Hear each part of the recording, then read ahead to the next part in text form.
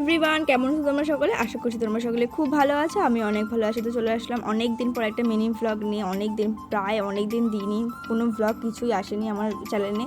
তো আজকে আমি মা যাচ্ছিলাম একটু বাজারে, কারণ কি আমি যে শাড়িটা কিনেছি তার সঙ্গে ম্যাচিং করে আমি পার আর যে লাইলিং ব্লাউজ সেটা কিছুতেই খুঁজে পাচ্ছি না। কেন জানো, শাড়ির কালারটা এতটাই লাইট যে এটার সঙ্গে ম্যাচিং করে কোনো কিছুই আসছে না। তাও আমি বারবার করে এটা দিয়ে দেখছি যে এটার সঙ্গে এটা ম্যাচ খাচ্ছে কিনা। তো যাই হোক, কিছু করার নেই, এটা না দিলে আর কোনোটাই দেওয়া যাবে না। কারণ কি এই শেডেরটা কোথাও আমি খুঁজে পাইনি, সারা বাজার খুঁজেছি তাও আমি কিচ্ছু পাইনি। তো যাই হোক, এটা নিয়ে চলে গেলাম। তো তোমরা অবশ্যই কমেন্ট করে জানিও তোমাদের কার কার পুজোর শপিং শেষ হয়ে গেছে। আমার এখনও পুজোর শপিং শেষ হয়নি। তোমরা সবাই হয়তো ঠাকুর দেখতে বেরিয়ে গেছে, আর আমি দেখে দেখো কেনাকাটি করে যাচ্ছি, কারণ কি আমার কিচ্ছু কেনা এখনও শেষ হয়নি, কিনেই যাচ্ছে, এখন অবধি চলবে। আমার মনে হয় ষষ্ঠ সপ্তমী অবধি বাজারে আমি করতেই থাকবো। তো যাই হোক, ওখানে কাজ মিটিয়ে এখানে চলে আসলাম একটু ক্রিমের দোকানে। মার কিছু প্রোডাক্ট শেষ হয়ে গেছিলো, সেগুলো নিতে এসেছিলাম।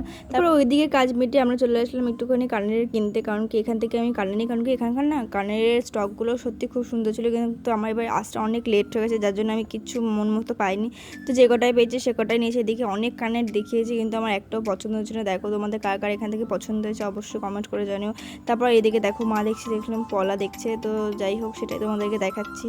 এই ডিজাইনটা সত্যি খুব ভালো ছিল। এরপর বাইরের রাস্তা বেরোতে দেখলাম যে একটা সুন্দর গোপালের ছোট্ট একটা জামার দোকান, যেটা দেখে খুব ভালো লাগছিলো আমার।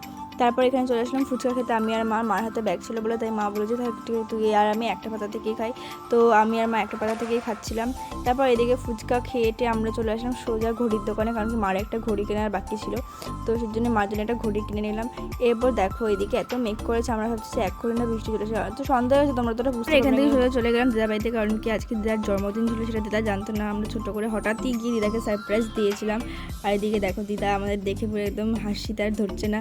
তারপর দিদা আমার জন্য চা করে নিয়ে এসেছিলো, আর আমিও সেটা বিস্কুটে ভিজে খাচ্ছিলাম। আমার না এই বিস্কুটটা খুব পছন্দ, যেটা মানে আমার খুব ভালো লাগে এই বিস্কুটটা খেতে। তারপর আমরা কী কেনাকাটি করছিলাম সেগুলোই দিদাকে দেখাচ্ছিলাম।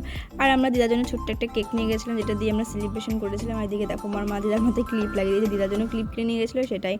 তো যাই হোক, আজকে ছোটো মোটো করে আমরা এরকম বার্থডেটা সেলিব্রেশন করলাম, কারণ কি বুনু মামুনি কেউই বাড়ি ছিল না, তাই জন্য ওদেরকে ছাড়াই আমরা বার্থডেটা সেলিব্রেশন করতে হয়েছে।